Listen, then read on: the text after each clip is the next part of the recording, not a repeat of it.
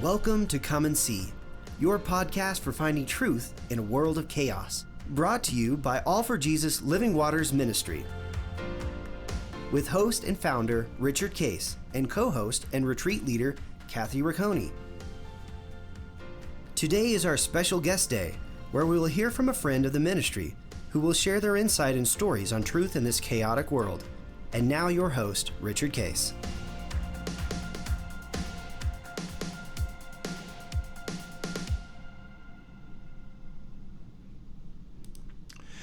Well, good morning, everybody. This is Guest Thursday, and we have a very, very special guest from Tampa, Florida.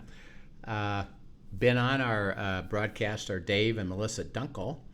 And Alex, you live in Tampa, and where exactly do you live?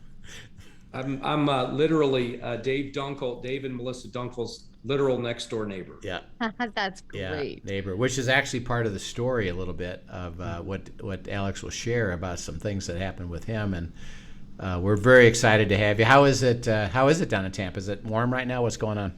Yeah, it's good. It's dry. It's not as humid as it normally is this time of year, so we're enjoying sunny weather, not a lot of rain. It's been nice, cool mornings. It's beautiful. Yep. And how long have you been living at that particular location there on the bay? I think so about 4 years. So my father and I owned a business, and we sold the business 5 years ago. And one of the things that my wife and I decided to do is to live on the water. So that's what we did. Oh, that sounds great. Were you in Tampa prior to that and just moved to the water at that point, or were you same elsewhere? zip code. I mean, we just literally moved not far, just on to the water, huh? Right, exactly. Good for you. So what kind of a boat do you have? I have a small boat. I actually have two boats, right? So we just bought a little 14-foot boat for our younger sons, and then we have a 25-foot fishing boat. Ah, nice. Very fun. How many children do you have, and how old are they? So 7 children. So Wow. 32, 29, 27, 17, 15, 13, 11. And then we just about a month ago got our first foster child. So we have a 20-month-old little girl living with us. Oh, how wonderful. That's so special. And then 6 grandchildren. I can't leave the grandchildren out. So. Oh, my goodness. Well, they all probably, if they're living near you, probably enjoy the water, right? Yeah, that's one of the things. Most of them live in Chicago. Oh, they do? Yeah. Oh, wow. Whereabouts in Chicago? They live in Elgin. My son-in-law and daughter live there. They were missionaries in Uganda. Mm-hmm. And 4 years ago, they left Africa, and he's a pastor of a church in Elgin. Oh, cool. Mm-hmm. Wow. That's neat. And how was Dunkel living there before you? Yeah. Yes. I didn't really know Dave. Couldn't have been too much before that, though, right? No, It doesn't seem like Dave's had that. No, he was there property probably that just a long. year Yeah. before Alex got there. That's cool. Well, we'd love to hear the story about it. So first of all, Alex, share with the audience, how did you come to know Christ in your life? So, I grew up upper middle class family, great parents, went to church, but I just missed the gospel. For whatever reason, just did not click with me. So I got married, set out to be a business guy, and my first marriage ended in divorce. Had 3 kids with my first wife, and then my mother, who was my best friend, was dying from cancer. This was all kind of happening at the same time, and I wasn't a believer, and I was angry, and I was upset, and I left Tampa, and I moved to Atlanta, Georgia, where I promptly kind of fell off the edge. I became a homeless drunk, an alcoholic, living on the streets of Atlanta. And on September 27th, 1999, I cried out to the Lord to either kill me or deliver me. But I could not live one more day. And the Lord heard my cry, and he sent a man to me who shared the gospel with me and taught me how to live a life restored life without drugs and alcohol, and how to follow Christ. So, Can I ask, how did that transpire? How did this guy show up in your life? What?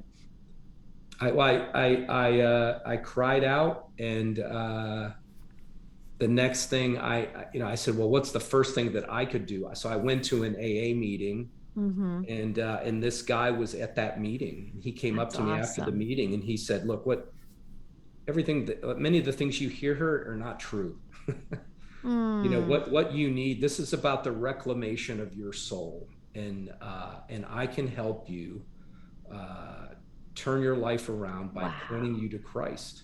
So come with me. And I said, okay. It was like, whatever you tell me to do, I'll do it, right? Kind of a thing. That's awesome. I was 35 years old. And where were you back when you got married? Where were you then? I lived in Tampa first, and then, as my life kind of melted down, I thought if I moved to Atlanta, be a good geographic cure, everything would be better in Atlanta, and that was certainly not the case, right? Things got worse in Atlanta. Yeah. Yeah. And after you, it's amazing how sometimes God allows us just to get to that place so that we recognize our real need for him. And I love the beauty of what you just shared, how you cried out and he sent somebody, because he will do that. He wants to meet us in that place. Yeah. I mean, the prodigal son, right? I was at the end of myself, right? There was nothing left in me, nothing, so I needed God. That's great. Yeah. And what, after you come to know Christ, what did your career and your family life move to? What things happened in your life then at that point? Yeah. So the Lord took, I was a failure in every aspect of my life at that stage, and the Lord took this life of ashes, really, and He, by His strength and His power, created a life of beauty from the ashes that I had once that once was my whole life, all of my life, really. So. Yeah, and what specifically happened with your career? Eventually I moved back. Shortly after that, I moved back to Tampa.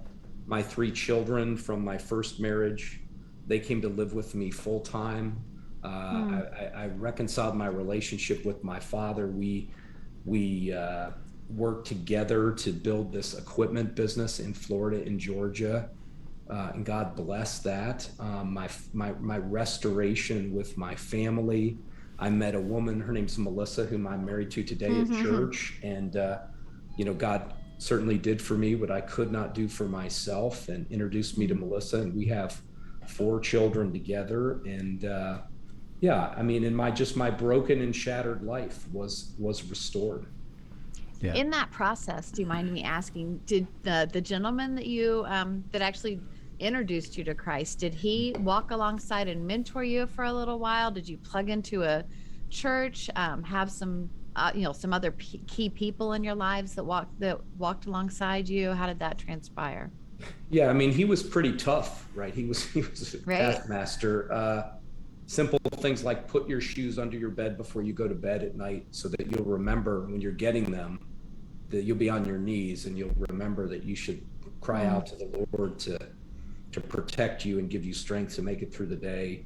Go to church, Bible study, prayer. So he walked with me for a while. And then when I moved to Tampa, his comment to me was, hey, well, I'll help you in the transition. But, then what you need to do is you need to find other people to help, right? Good. I help you. You need to help other people. You need to share the good news of what God did for you with other people and help others. I love it. Yeah. Yeah, it's cool. And tell us about your business, with your equipment business. How did that develop, and what did that look like? And I know you wound up selling it. What were the years of you? I think you said you got reconciled with your dad, and so you together did this business. And tell us how that went. Yeah. So my mom, my dad worked for a big corporation. We moved around quite a bit, and then in 1980, my parents bought this kind of broken down old business in Tampa. And we moved to Tampa when I was 17. So my parents kind of bought it. It was it was kind of my dad said it had a face only a mother could love. It was a terrible business. And it was very small, and over time, through compounded effort, and and I also think blessing, right? The Lord certainly blessed it. We grew it to over $100 million in revenue. We had over 250 people when we sold the business 5 years ago. All right, cool. And when you sold it, how did that go in terms of what were you led into next, and how were you led into that? So I was angry. So I was a minority shareholder. I did not want to sell the business. The majority shareholder was my father. And what I learned, when the 70% owner of the business, the majority owner, wants to sell the business, well, you know what happens? Even if he's your dad, the business gets sold. So so we sold the business. We had a liquidity event, right, which was a blessing. And I stayed with the new owners for about a year and a half. And during that period of time, I was just on my face before the Lord, trying to figure out, was I starting a new chapter of my life? Was I finishing one? What did he want me to do next? I wanted to do, I just wasn't sure. And then it just became clear that it was time for me to that I was ending a chapter of my life, and that he had something else for me to do. Yep. And so how did you get led into what you wound up doing? Well, first I thought I could retire. So I left the company and then took some time off, and my wife, sorry for the noise here. We have a few, like I said, we kind of have a zoo around here. We have a few pets too. So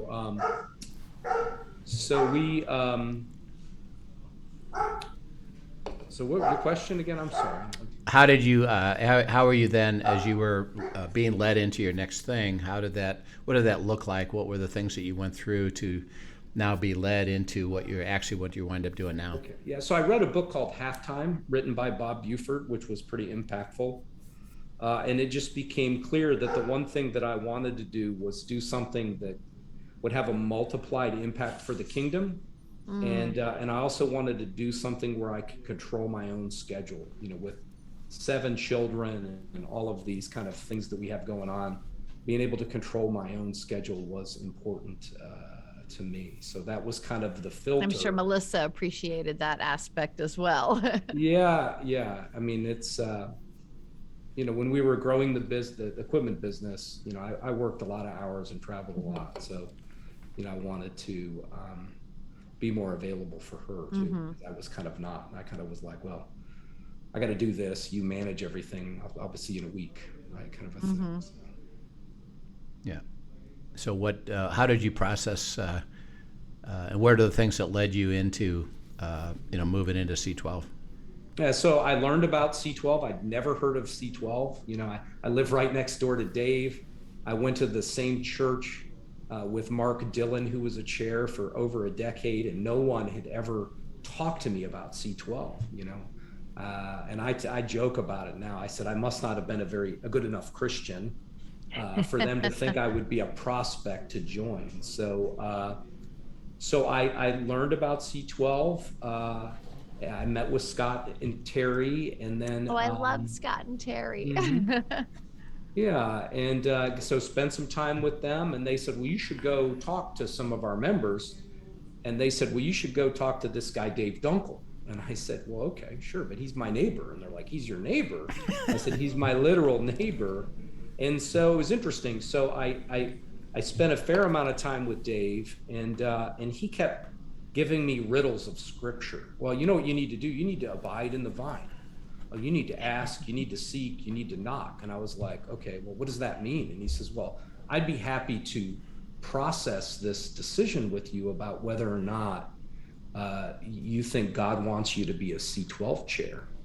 And so that was kind of when he was exposing me to these abiding concepts, is I'm going through this processing of trying to decide whether God wants me to be a C12 chair or not. Oh, fascinating. So I'm catching up a little bit on this. So you didn't step into C12 as a business owner at all. You're stepping in as a chair. That's correct. Yeah, it was kind of Wow. my next Okay. So chapter. this is your next chapter. Yeah, That's potentially. exciting. Okay. Yeah. So as you were asking and knocking, how did you look at the opportunity? I know Scott and Terry, at their phase of life, Kathy, they were actually looking at divesting of all that they were doing and wanted to do, because they were getting older and wanted to do different things. Wanting to scale back. So they wanted right? to scale back, and so now Alex is available to consider, buying into the practice and then taking over that area. And actually, Scott didn't ultimately leave completely because now he's kind of a sub chair. They flip positions. He's a sub chair under Alex. But what are some of the considerations that you went through as you were processing that to come to a conclusion about it that, yeah, this was what God had for you to do? Well, Dave started showing me about this idea about cross-referencing scriptures and looking and trying to seeking truth about what God would have me do next, what my gifts were, what my talents were, examining the scriptures, and then just kind of continuing to process, right? This asking, seeking, knocking. I got a hold of discerning God's will for your life, and I started going through that as I was going through this process of trying to decide whether or not God wanted me to be a C12 chair or not. And after a period of time, I went to they have like an annual convention in Atlanta. And what was crazy, I went up there and it was all positive and all the signs were really, really good, that I thought that it was what the Lord wanted me to do. And I went out for a walk. And the next thing I know, I find myself in a place where 20 years before, I used to stay at night underneath the highway, right? And it was kind of this startling thing that it was like, wow, the Lord has carried me so far, and here I'm kind of returning to the scene of the crime, if you will. And it was like the Lord is just like, it just became clear to me. And Dave and Scott and Terry and Mark and a couple of other people, as we were processing it, it just became clear that what the Lord wanted me to do was to be a chair, to work for Scott and to be a chair. And that's kind of how I started.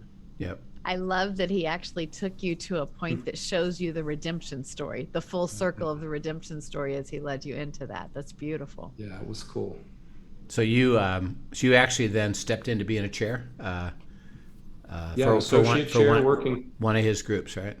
Yeah. I didn't have a group. He said, you're going to sink or swim kind of thing. You go out there and you try to find your own people and go at it. So I went to training and got trained. And then during that period of time, my father-in-law was diagnosed with terminal liver cancer.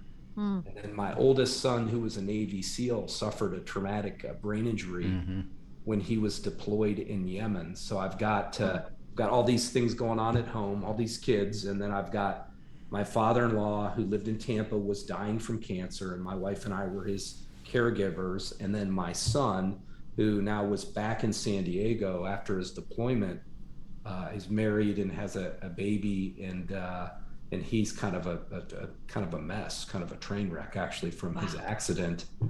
And it was like, it was interesting, right? Because I'm like, I'm all excited to be a chair, but yet I've got these other kind of commitments and responsibilities that were kind of a priority. So it was an interesting time for sure. Yep. And how did that develop further as you went through all that and then wound up basically buying into the practice and really taking over the region? Yeah, so it was this thing where I didn't have much time to be a chair because I had these obligations, and I'm like, well, I guess I'll put this whole abiding thing to the test, right? Because I really don't have a whole lot of other options.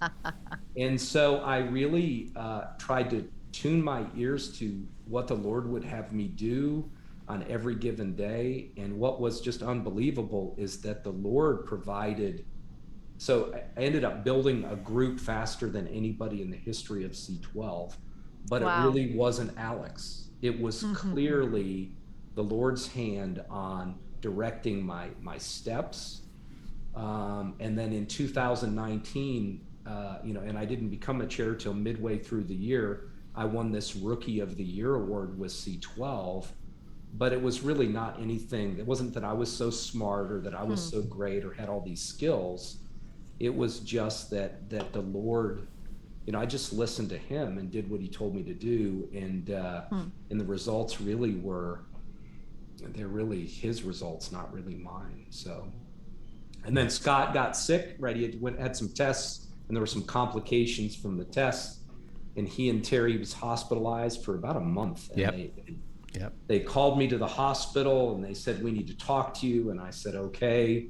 And they said, the Lord has told us that it's now time for you to buy. It's clear that, he's anointed you. He's blessed you with this to be able to do this. And we need to kind of downshift. And so we would like to sell the C12 business in Tampa Bay to you. We feel like it's what God wants you to do. And my wife and I, we thought about it. We prayed about it, talked about it, the four of us, for a while. And then we worked out a deal. And I think in January of 2020, we purchased January 1st the business from Scott and Terry, and Scott's kind of semi-retired, and he and Terry are continuing on, and so it's been a good thing. Did you, with the timing of that, obviously, and then COVID, I was about to ask the same thing. COVID hits. How did you handle all that? Of that, obviously, impact it's going to have on even how you could do stuff. Yeah, so I think it was good, right? I think it was God's perfect timing was in the transition, because Scott he's a great man. He's the longest serving C12 chair. He's in his mid 70s. And I think that the pivoting that was required for us during that period of time where you can meet, you can't meet, technology, all the things, that I think the Lord's hand was really in the transition, because I think it would have been harder for them if Scott and Terry would have been the ones that had to do that. So I'm 20 years younger, so I'm more comfortable with technology. I was super excited. I had this grand plan, and then 90 days later we kind of shelved the plan and said, well, we just need to serve our members well. Yeah. Yeah. And how did that go in terms of your territory now coming together? Tell us about now, how many groups do you have? I know Scott still has one group, right? Is he doing one or two? He has two groups. So he has a CEO group and a key player group. Okay. And I have 5 groups. You work with about 55 or 60 business leaders, and it's a blessing. It really is. It's especially during these really challenging times. I mean, somebody that's had business experience through good times and bad times. And I also think that whole idea about hearing from the Lord, there's so much noise and chatter and craziness out there. How do you know what to do, right? Right. That's Alex. My husband is a C12 member in Rick Ferris's group up in New England. And that, C12 has been just a rock for all of their entire group during this, navigating this crisis. I think it has been even more valuable, if possible, because of this. Yeah, Rick's a great guy, right? The original sheepdog, I think, is what he claims himself as. But he's a great chair, and he does a great job up there. Yeah, and as you again help the audience understand, when you say a chair and you've got 5 groups, what exactly do you do, and what do you see as your purpose and vision for that ministry? What describe for everybody so they get clarity again about, well, what exactly are you as a chair, and how do you work it? Yeah, so what we do at C12 is we help Christian business leaders build great businesses for a greater purpose. So that's kind of our mission. And how we do it is we do it in groups, and it's called C12 because Jesus had 12 disciples. So we gather up in these forums of 12 business leaders, and we have these forums on a monthly basis, and we learn how to build great businesses for a greater purpose. That's really what we do. Yeah.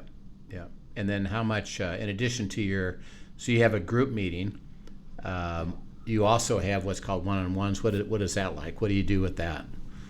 Yeah, so we have one-on-one coaching sessions. We call them Focus 60s, but really, I mean, what we're really trying to accomplish there is to help these leaders really kind of hear from God about what God would have them do, and in their personal lives and their family lives, with their business and their community. So ministry things. So that's really the focus of what we do. Yeah. And a lot of C12 members, I know not all, but a lot of them have now also had the opportunity to learn about abiding, right? I mean, that seems to be a core thing. I know at least in Rick's group, that's common language there, is really learning how to abide and to seek God's will. And they really hold each other accountable to that. Yeah, and I think that for sure, it's many of the C12 chairs teach their people or promote the abiding process. And I just think it gives you such a great context to learn how to do it. Most people don't know how. They don't know how to hear from God. They don't know how to abide in the vine. They don't know how to do it. Right. Yep. Yep. And we'll I'd like to actually, in there, because we're going to have Alex back for next week, would be to share a little bit more about that, of how do you do that, what do you understand about it, how can you help others understand about that, and then why is that so important, even in your ministry with these C12 members who are executives of companies. And again, C12 is structured, he said it, they've got CEO groups, so owners and leaders of companies, and key players. And what's the difference, Alex, between a CEO group and a key player group? So we go through the same material. So the forum material, the curriculum is the same. The CEO groups, of course, have only presidents and CEOs of the business. The key player groups consist of the support people, the key executives in a business. So the fundamental difference is the key player groups, we don't do coaching with them generally, one-on-one coaching with them. We expect the CEO or the executive of the business to coach and do one-on-ones with them. That makes sense. That's good. Yeah. That's great. Well, we really appreciate. Go ahead, Kathy. I was just going to say, I'd love when we have you back. I would like to hear more on the business stuff, obviously, but I really want to know how God led you through abiding to foster this new little baby in your house. So hold that story for me too, if you don't mind. Yeah, well, great. Yep. We'll get excited about that. Thank you so much for sharing, your story and how God weaves things together. With. Hey, you got to talk to this guy, Dave Dunkel. Oh, well, he's actually my neighbor. Yeah. That's great. And how influential Dave was, in terms of helping you understand God's will for you, which sounds like you're in the middle of it all. And you got lots going on, like you said, Kathy, with, a foster kid, and you got your kids, and you got your family, and your marriage, and, just all kinds of cool stuff that we'd like to hear more about. So we'll look forward to hearing that tomorrow. Alex, thank you so much for sharing, and Kathy will have him again back next week, and then of course we have our End Times Friday tomorrow, so we'll be excited about that. Sounds great. Thanks for joining us, everyone, and thank you, Alex, for sharing. Looking forward to hearing more. Yep. Yeah, we should. We'll be back. Have a great day, everyone. Thank you for joining us for today's episode of Come and See, your podcast for truth in a world of chaos. Brought to you by All for Jesus Living Waters Ministry. Send us your questions and comments, and tune in tomorrow for more answers to your personal questions about living life in God's truth. Remember, God's will is best and none better. His truth brings peace in this world of chaos.